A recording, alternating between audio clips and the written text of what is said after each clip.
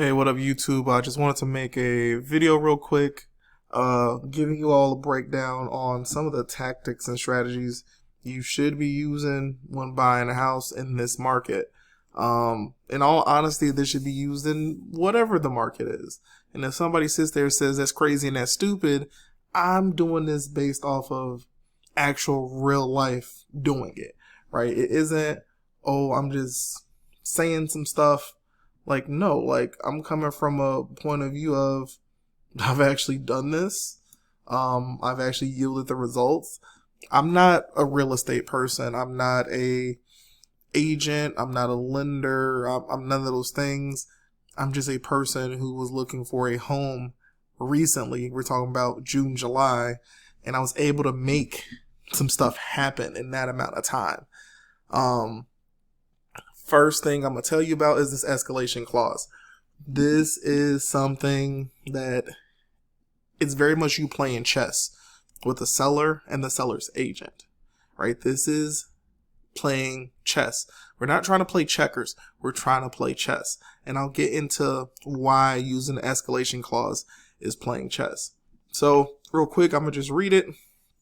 What is an escalation clause? An escalation clause or escalator is a section in a real estate contract that states that a prospective buyer is willing to raise their offer on a home should the seller receive a higher competing offer. The clause will state how much more the buyer is willing to pay than the highest offer and their spending limit. Essentially, escalation clauses offer buyers protection if other potential buyers outbid them. Generally, an escalation clause shows the seller how serious a buyer is about a property and how far they are willing to go to win the home. In most cases, an escalation clause will have a cap of how much the buyer is willing to spend to beat other offers up to a specific limit. So, the reason why an escalation clause is you playing chess, right? Let's go find a property. I kind of already found two random ones. You know, I wasn't looking at pictures or anything like that, right? Let's look at the price of this home. $330,000 is in Evergreen Park. That's like a suburb of Chicago. It's actually border Chicago. So for some people, Evergreen Park, you know, that's one of those places where it's like, it might as well still be Chicago because it kind of might as well still be. It's that close to Chicago and it's literally surrounded by the city of Chicago on its northeast and south borders. So yeah. So we saw it was at 330, right? I always, whenever I'm looking at properties, I am looking at that sale history. In this case, I like to look at ones that sold before COVID. So pre-COVID, and this is what I love about Redfin. I know some other websites do this too. But pre-COVID, it's telling me information. It's giving me information. This house seems like it switched hands quite a few times. So I actually like this listing a lot. It's giving me a lot. I was going to show you this other one, but I don't even know if I want to use this one anymore because this other one is giving me, it seems like way more information. I'm getting to see the past few times the property has switched hands. But we'll keep this one as a backup. They're both in Evergreen Park though. This house listed July 19th, 2023 for $330,000. It sold August 2018 for $255,000. So from $255,000 to $330,000, I mean, that's pretty simple math. What, $80,000, $75,000 increase in a matter of 5 years just about, which is kind of crazy. But like I said, this is the market we're living in now. So, sold in 2018 for $255,000. Prior to that, it sold in 2015 for $223,000. So, we're seeing the history of this house. We went from $223,000 to $255,000. Before that, we're going kind of far back. This house sold in 2013. So in 2013 to 2015, this house sold to somebody for $65,000. And then even prior to that, you can see in 2009, the house was at $185,000. So what this is telling you about this property, I mean, actually, this goes really far back. So we get all the way back to 1996. 1996 is at $120K. And then I'm guessing sellers lived in that house for a solid 10 years. They lived in it for 10 years. They sold it for $185,000. So they made a little bit of money off of, what they got it for.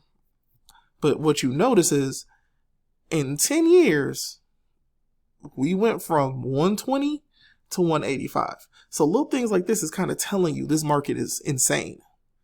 That in 10 years, you only saw an increase of this. What? $60,000? $65,000? Right? And that's in 10 years. We go from 2009 to 2013. What this tells me, sadly, is whoever may have gotten their hands on his home, maybe they got it to rent it out, do something like that. Who knows what? The value of the property went down. That's just what happened. So now somebody got in 2013 for $65,000. $65,000 in 2013. It seems like they fixed that house up. It took them a year to rehab that home. I don't think it was a gut rehab. I think it was just, renovation, rehab, right? If it was a gut rehab, yeah. I think if this house needed a gut rehab, it would have sold for even less than $65K. So it took them a year to get this house back on the market. Now, I don't see the price that they originally had it listed at, but we do know eventually it sold for $223,000, right? It sold for $223,000. And even then, it took a whole year until that happened. But it even gives you the description of the home. Beautifully remodeled, large 2-story brick, yada, yada, yada. Right? Here's the thing I love. Besides that, you get pictures. You get pictures of this home. Now, this was a renovated house at this point in time. You can tell it looks clean. That's a freshly paved driveway and everything. It looks clean, right? Somebody came in here, got it for $65,000, fixed it up. They're going to flip it, right? This is what the gut rehab market is. This is how it works, right? This is what people do. Even got a jacuzzi bath in there, So this is what kills me, right? It'll have all these things. And then you see, like I said, what the house sold for. And then we're going to try to sell it again. Now, even then, from 2015 to 2018, 223 up to 255. It seems like it sold, right? So what is that? That's only like a $25,000, $30,000 increase, right? And there's pictures. I'm almost pretty sure from the pictures we just saw to now, there were no real changes done to this house. There was nothing really happened to this house in that time. It's all the same stuff. The only thing that's different here, I want to say, was that little entertainment center right here. That's the only thing that I think I'm really noticing that's different. I think they also got one down in the basement, it looks like, right? I'm assuming that stayed with the house. I'm assuming it did. So 2018, 250 in 2018. 5 years later, we're in 2023. We're going to go from 250 to 330. We're talking about almost $100,000 increase. Almost. Right? We're 20K short. Let's look at the pictures of this home. Clearly lived in, right? There's no issue with that. They still live there, right? Appliances, just about everything, I'm pretty sure are the same. Everything's the same. It's a lived-in home. But I'm just showing you this because it always kind of kills me a bit when I'm looking at houses and I'm like, the market is so messed up that a house that has essentially been the same, it's been the same house, not since 2018. It's been the same house since 2015. So we're going on damn near 10 years. 2015 to now. 2015 to now. It's been 8 years. We're short 8 years. I mean, not short, but we're short by 2 years. Right? 2025. That would have made 10 years since this renovation happened. This house is practically the same. If anything, the house has worn down because it seems like it was just lived in, but not really anything done to it. Since 2015, let's be honest. It has been lived in, but nothing really done to it since 2015. So this house is at 330. It's at 330. It's been up for 16 days. This house more than likely won't sell for that price, right? I know this went kind of in depth on this house, but I'm showing you something. And this is another part that people need to do is truly vet these listings. Because I think sometimes some people, they see these listings, they go through the pictures, they see, and they don't actually go down and look at the property history. The tax history is one thing, right? But y'all need to be clicking and scrolling and looking at these actual houses. But this is just an example house anyway. We're talking about escalation clause. Let's get back on track. Let's say I did want to put an offer on this house. Let me open up like a little notepad or something like that. Let's say I did want to put an offer on this house. Or you know what? I'm going to do something better. Jamboard. Let's do a Google Jamboard. Let's see.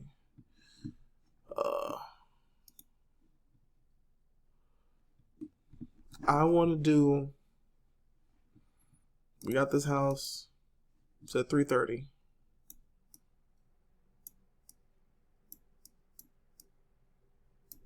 Now, here's me with my escalation clause and how it's going to work.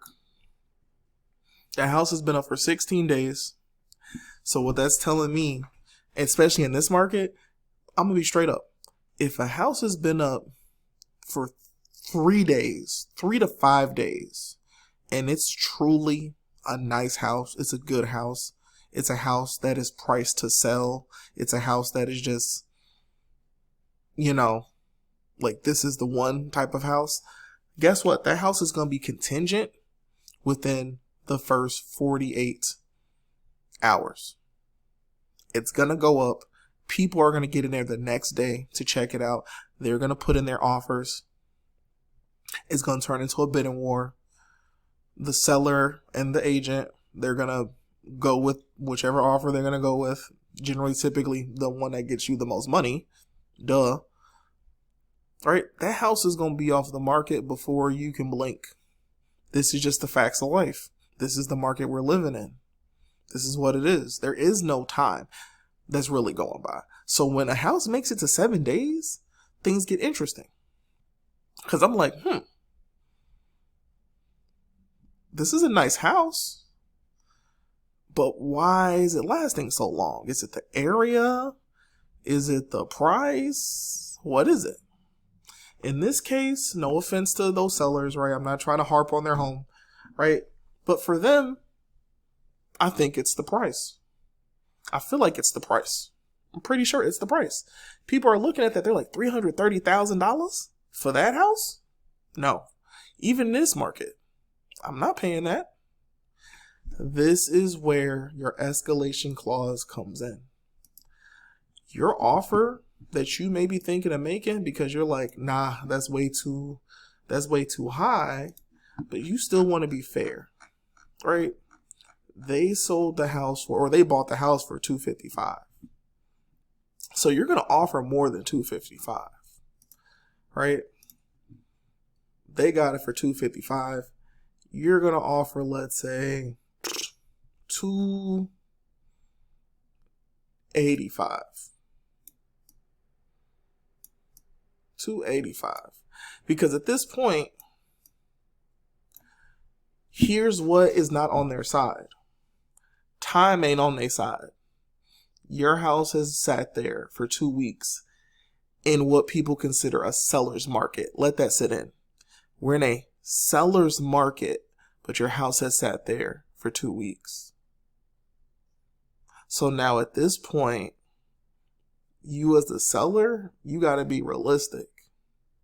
Now, some people may be thinking the agent has control. No, in reality, the seller's agent has to put the house up at the price that the seller wants it for.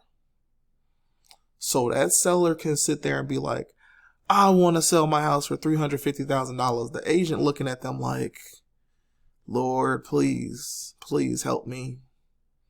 But they got to put it up there for that price. Now, what the agent's going to start doing after a week or so, or what should be happening, is that price should slowly start to creep down a bit. Right? Because they're like, yo, property's been up there for 16 days. There's other properties that are getting listed. They're coming and going, coming and going, coming and going. Well, guess what? We got to be a little bit more competitive. So what we're going to do, let's start dropping the price. They might start dropping it in increments of 10,000, 5,000, right? That price might go from 330 to 325 to 320 to 315, right? That's what they'll start doing. But you're like, you know what? I don't mind this property. It's a good location for me, this, that, the other. The only thing I don't like is the price. Like, once I get all of the current residents, once all their stuff is moved out, right, the house should hopefully resemble what the renovation looks like in 2015, right? So $285K. Or matter of fact, no. This is what we're going to do. Your number is $285. Your number is $285. Keep that in mind. You're not going to offer $285 though. You're going to offer, they bought it for $255. You're going to offer $275. Right? Now they may try to sit there and balk at that number. What the hell? Are you crazy? Are you insane? 330 down to 275. We're literally talking about a solid $55,000 drop in price. But this is what you're going to do. You're going to offer that 275 with your escalation clause. And your escalation clause may be, I'm willing to offer $275K with my highest being $290,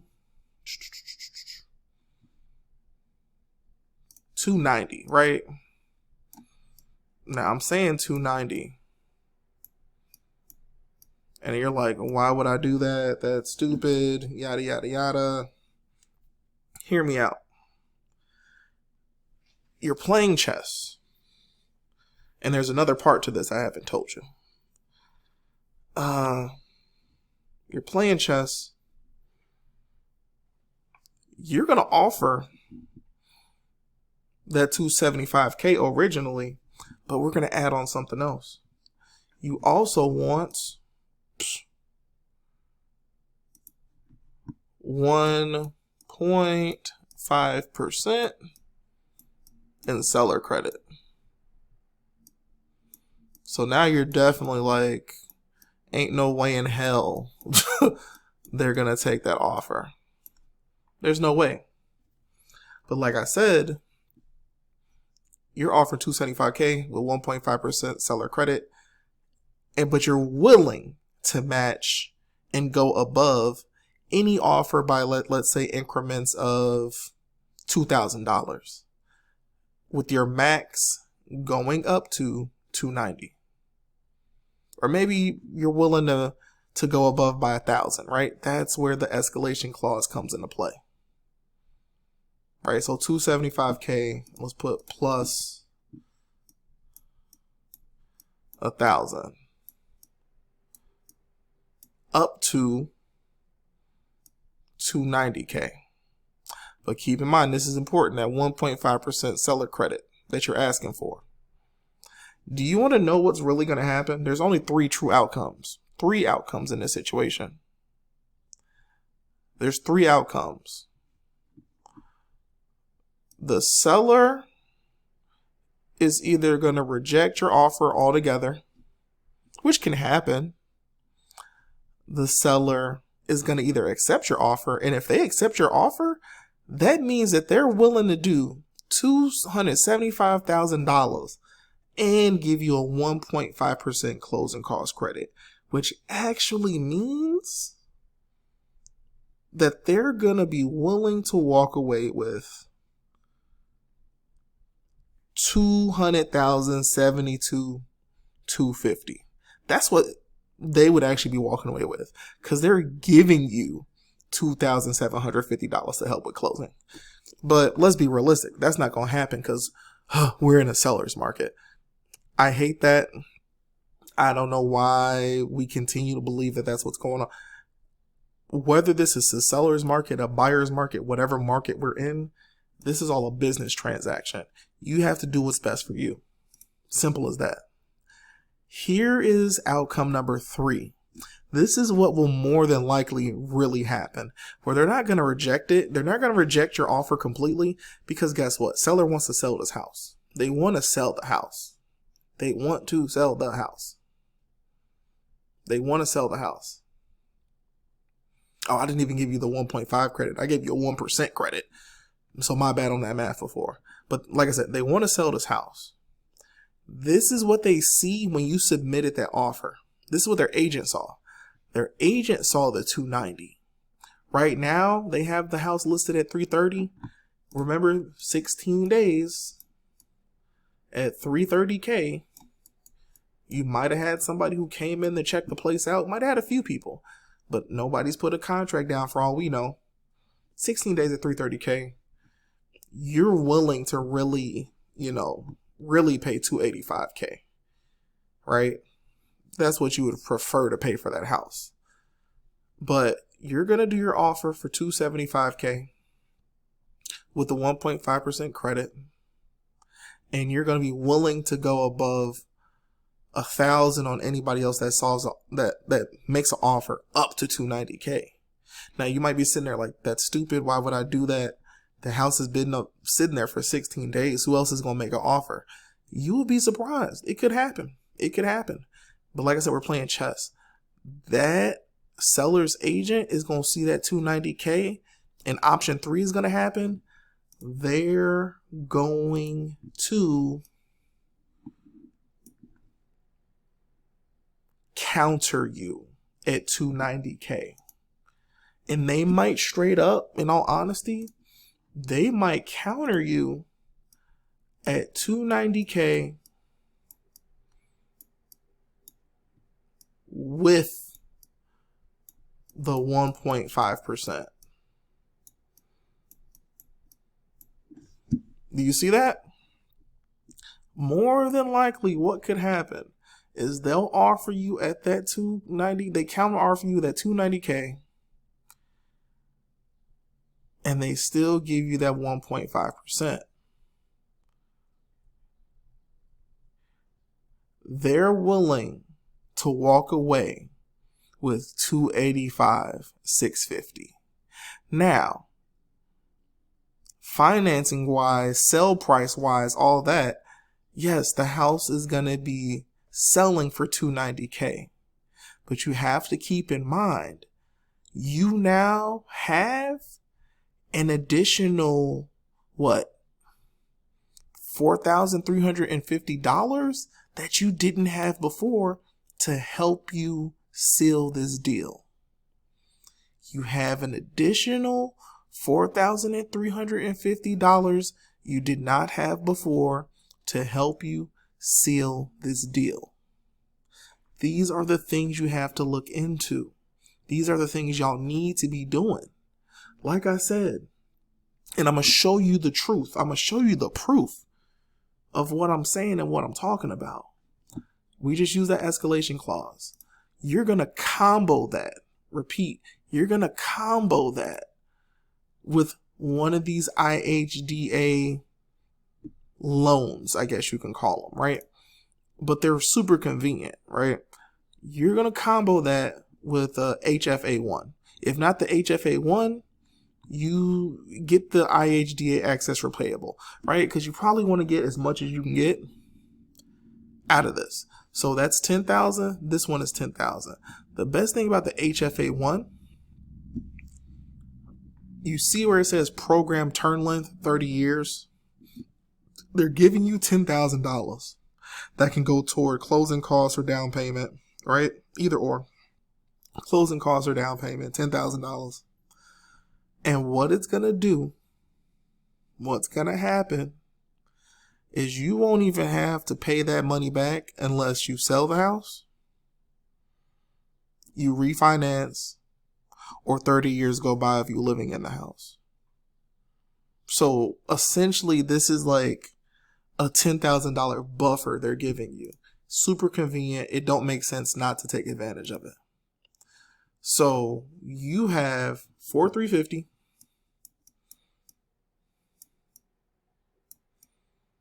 You're going to get another 10,000. Here's the other thing you're going to do. Here's the other thing you're going to do with your contract. When you submit that contract, when you have your agent submit that contract for $275K and you want the 1.5% credit and you're willing to go up to $290K, well, guess what? You're also, on top of that, you're going to write in there that your earnest money, because you're trying to show that you're really serious about getting this house, you're going to put down $3K. Typically, you just got to put down $1,000. You're going to put down $3,000. That's showing like, oh, you really want this house. Here's the best thing about this $3,000. This $3,000 is going to end up at the end of the day going toward the house. You're not giving the seller $3,000 so they can do whatever they want to do with. No, that $3,000 is held in escrow and it goes toward this entire transaction. So now we have $4,350 that you got in the 1.5% seller credit. And that's $4,350 because it's 1.5% of the $290. You got $10,000 that you're getting from IHDA, right? You're getting $10,000 from IHDA. $3,000, that's your own money. That is earnest money that's coming out of your pocket, right? So you do need to have some money in this situation, right? But $3,000, here's the last cheat code. And this should be kind of like the standard, but sometimes I don't think people do this. Sometimes I don't think agents do this. You're going to get tax proration on that house up to 110%. I think sometimes some people just do 105. Tax proration on that house up to 110%. So what it's really saying is making sure that the current sellers are basically going to cover the taxes on that home. They're going to cover the taxes on that home. And it's going to be credited to you at closing. Like, it's all going to be done. So it is a credit, right? That's another thing you need to make sure that's in your contract. Tax proration at 110%. If not 110, do 105. Like I said, I just like doing 110. More than likely, they're going to go for it. You have to keep in mind, before all this COVID stuff started messing everything up and people, millennials, people my age, I'm 30, millennials, because we hadn't bought a house before, we started wilding out. You know, people started buying houses. Waive the inspection, waive the appraisal, waive this, waive that. I want to look as the most competitive as possible. People were buying houses for ridiculous prices. Right? People weren't listening to anybody there that was their elder who's trying to tell them you wildin'. It used to be customary. It used to be normal to get seller credit. People are too scared to get seller credit now. I'm going to show you this and then I'm going to end this video. Here's my proof that I've done it before. You know, got to blur names out, got to blur some things out. But you can literally see this is estimated cash to close worksheet. You get this after. Repeat, you get this after your contract is accepted. You make your offer. There may be some counters in between, but you get this from your lender. Your lender will send this to you once a contract has been accepted. They'll send you this. And it is an estimation of what you'll need at closing. What this is telling me and what this is saying is that come closing day, I need to have this much money, $1,844. They'll also tell you, you want to bring a little bit more than that. Bring, an extra 1,000 to 2,000 because numbers fluctuate, right? But I'm going to have to come to the table $1,844 essentially, estimated. This house, you see the purchase price right here. Purchase price $325. This house was not listed at $325. This house was listed at $340,000. How did we get it to $325? You want to know? We used the escalation clause. The house was at $340. It had been up on the market for 7 days, not 16, not 30, not 700 days. It had been on the market sitting there for 7 days. My lender had only approved me up to $325,000. So like I said, I'm gambling, but I'm also playing chess. We use the escalation clause, right? Because the escalation clause, I want to say we offered, I want to say the low was at 315 maybe? 315, asking for 3%, I want to say, with our cap at 325. What did they do? They countered at 325. They countered at 325. And it wasn't just 325 flat.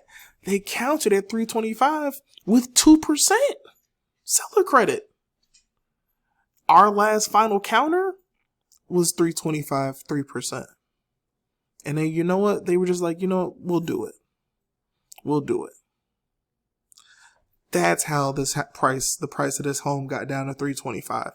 325, you can see estimated closing costs, estimated prepaids and reserves, total costs, basically back at the 340. Subordinate financing. That subordinate financing is IHDA. That's this loan right here, HFA1. It's basically a second mortgage on the home, right? But they will give you 10K. Oh, we're gonna find my little thing. Where's it at? There we go. That's the subordinate financing. Earnest money. You see, we put down 3K. 3,000 was put down in earnest money because I was like, you know what? I don't want to put 1,000. I want to put 3,000 to show you a little bit serious about this. Seller credit, 3%. Do the math. 3% of 325 is $9,750. And then you can even see it. Tax proration at 110%. That's another $6,600. At that point, it drops the loan amount. What Wintrust is going to finance us for, it drops it down to $308,750. Well, the reason you get to $308,750 is because it's still going to be me putting some money down to get it down to that number. Right? And there you go. I'm literally telling y'all this works. This ain't me just BSing out of nowhere. I'm a teacher. I'm a special education teacher trying to buy a home in this messed up market. And I found something that actually works.